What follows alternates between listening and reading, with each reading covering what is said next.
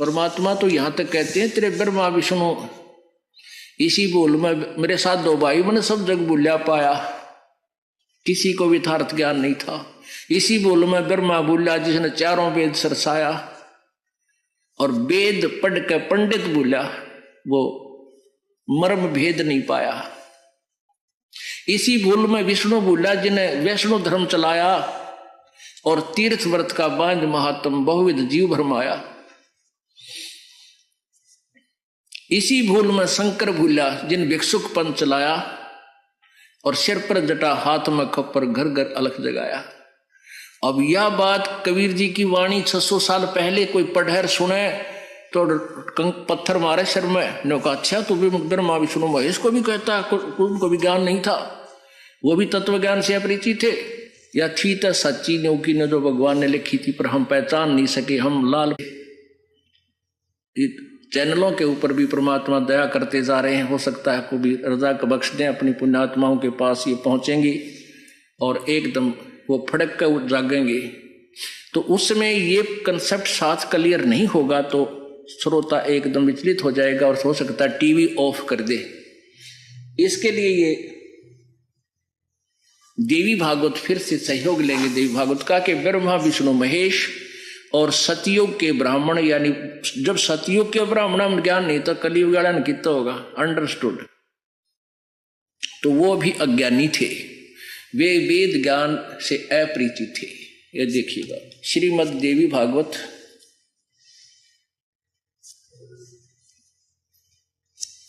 Gita press Gorakhpur से प्रकाशित है।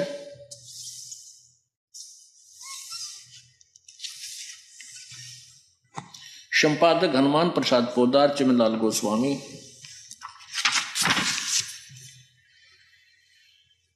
प्रकाशक व मुद्रक हैं गीता प्रेस गोरखपुर, गोविंद भवन कार्यालय कोलकाता का संस्थान। इसके प्रश्न नंबर 28 पर देखते हैं ब्रह्मा और विष्णु को कितना ज्ञान था, नारद को कितना ज्ञान था। संक्षिप्त देवी भागवत प्रथम सकंद प्रश्न नंबर 28 पे।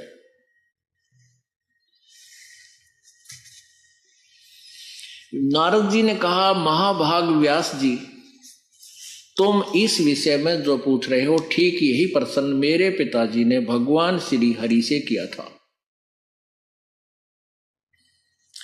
देवा अधिदेव भगवान जगत के स्वामी हैं, देवों के भी देवता, भगवानों के भगवान विष्णु जी। लक्ष्मी जी उनकी सेवा में उपस्थित रहती हैं, दिव्य कौस्तुमणि उनकी शोभा बढ़ाती है। वे शंख चक्र और गदा लिए रहते हैं, पीतंबर धारण करते हैं, 4 भुजाएं हैं, वक्ष स्थल पर श्रीवत्स का चिन्ह चमकता है। वे चराचर जगत के आश्रयदाता है, जगत गुरु एवं देवताओं के भी देवता हैं।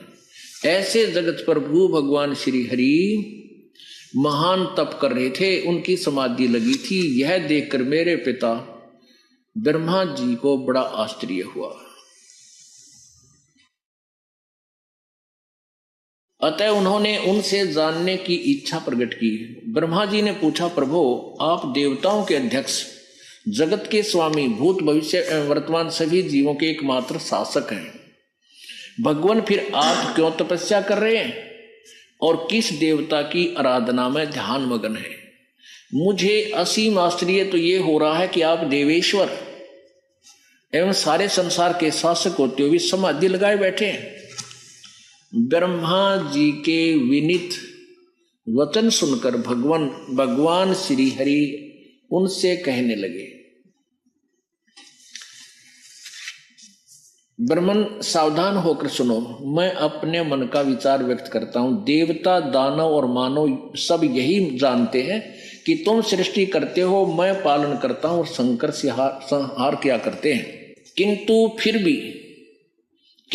फिर भी वेद के पारगामी पुरुष अपनी युक्ति से यह सिद्ध करते हैं कि रचने, पालने और संहार करने की यह योग्यता जो हमें मिली है, इसकी अधिष्ठात्री शक्ति देवी है। आगे देखिए, उस शक्ति के अभाव में तुम इस संसार की सृष्टि नहीं कर सकते, मैं पालन करने में सफल नहीं हो सकता और रुद्र से संहार कार्य होना भी संभव नहीं। ब्रह्मा जी, हम सभी उस शक्ति के सहारे अपने कार्य में सदा सफल होते हैं। सुवर्त प्रत्यक्ष और परोक्ष दोनों ही उदाहरण मैं तुम्हारे सामने रखता हूं। सुनो, यह निश्चित बात है कि उस शक्ति के अधीन होकर ही मैं इस शेष नाग की सैया पर सोता और सृष्टि करने का अवसर आते ही जाग जाता हूं। मैं सदा तप करने में लगा रहता हूं। उस शक्ति के शासन से कभी मुक्त नहीं रह सकता। कभी अवसर मिला तो लक्ष्मी के साथ सुखपूर्वक समय बिताने का सौभाग्य प्राप्त होता है। मैं कभी तो दानों के साथ युद्ध करता हूं। अखिल जगत को भय पहुंचाने वाले दैत्यों के विकराल शरीरों को शांत करना मेरा परम कर्तव्य हो जाता है। यहां कमाल कर दिया। 29 पृष्ठ पर चल पढ़ रहे हैं अब हम। भगवान विष्णु जी कह रहे हैं कि मुझे सब प्रकार से शक्ति यानी दुर्गा के अधीन होकर रहना पड़ता है। उन्हीं भगवती शक्ति का यानी दुर्गा का मैं निरंतर ध्यान किया करता हूं। ब्रह्मा जी मेरी जानकारी में इन भगवती शक्ति से दुर्गा से बढ़कर दूसरा कोई भगवान नहीं, कोई देवता नहीं।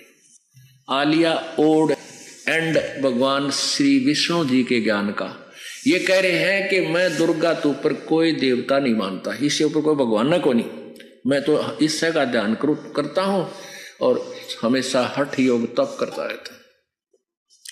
अब दुर्गा क्या बता रही है? दुर्गा 562 पृष्ठ पे और 7वें सकंद में हिमालय को ज्ञान दे रही है और ब्रह्म के बारे में बता रही है कि उसका ओम नाम है, एक वही पूजा के योग्य है और सभी पूजाएं त्याग दो। वो ब्रह्म लोक में रहता, उसका ओम मंत्र है, उसी की पूजा करो। तेरा गजब वही हो। अब देखिएगा, ये है 7वां सकंद।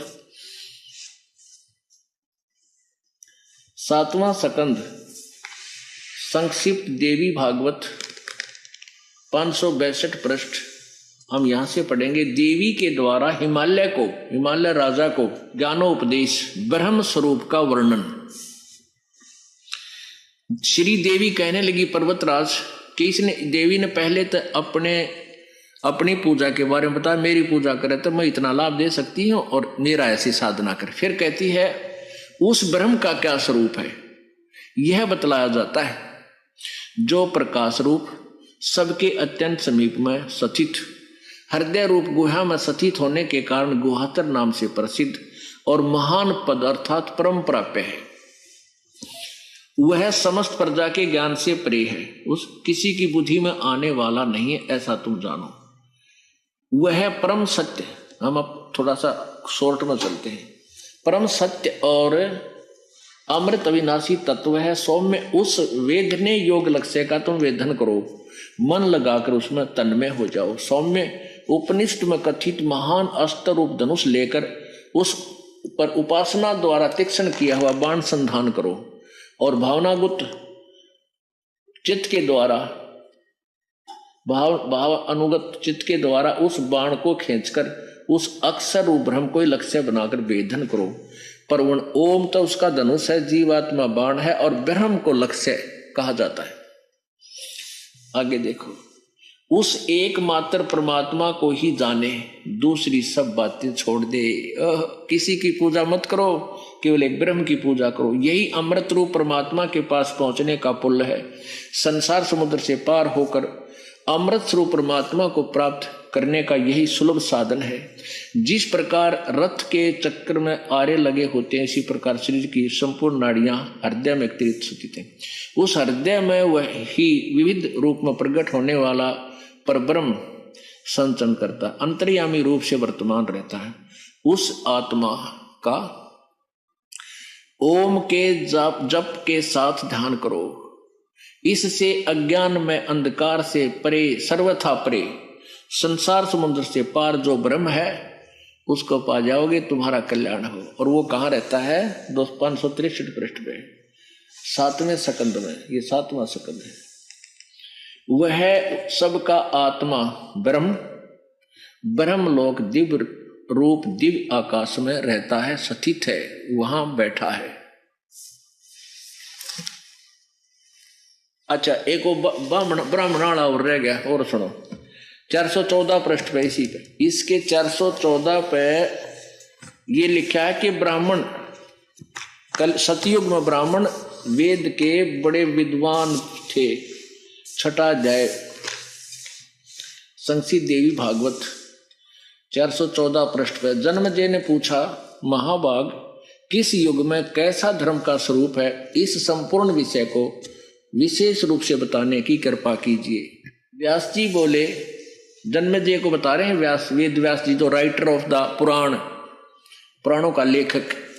राजन, यह निश्चय है कि सतयुग में ब्राह्मण वेद के पूर्ण विद्वान थे और उनके द्वारा निरंतर भगवती जगदम्बिका की आराधना होती थी। भगवती का दर्शन करने के लिए उनका मन सदा ललायित रहता था। जय हो वेद व्यास की। अब देख लो पुण्यात्मा,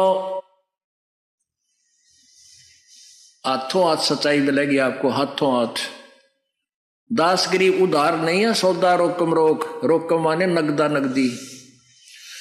अब सतयुग के ब्राह्मण वेद के पूर्ण विद्वान थे और दुर्गा की पूजा करते थे, और दुर्गा कह रही है तुम ब्रह्म की पूजा करो, और सब पूजाएं त्याग दो, उसका वो मंत्र है। और ब्रह्म कह रहा गीता जी में